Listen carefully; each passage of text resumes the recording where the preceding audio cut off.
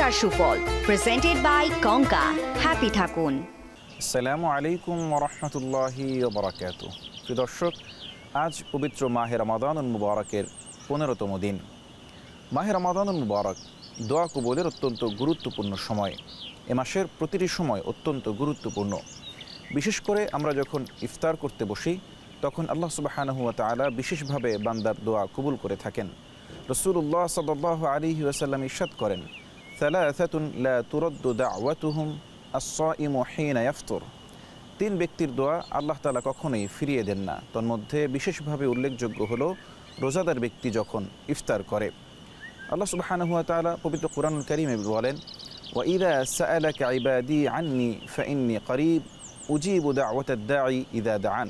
অর্থাৎ বান্দা যখনই আল্লাহ সুবহানাহু ওয়া তাআলার নিকট দোয়া করে, আল্লাহ তাআলা সাথে সাথেই সাড়া দেন। এজন্য রমাদান শুধু না খেয়ে থেকে উপোস থাকার নাম নয়, বরং রমাদান ইবাদতের মাধ্যমে কাটানোর নাম। রমাদান আল্লাহর কাছে দোয়া করে নিজের গুনাহকে মাফ করে নেওয়ার নাম। এআই টেকনোলজির কঙ্কা হ্যাপি ওয়াশিং মেশিন, কাপড় বুঝে কাপড় ধোয়।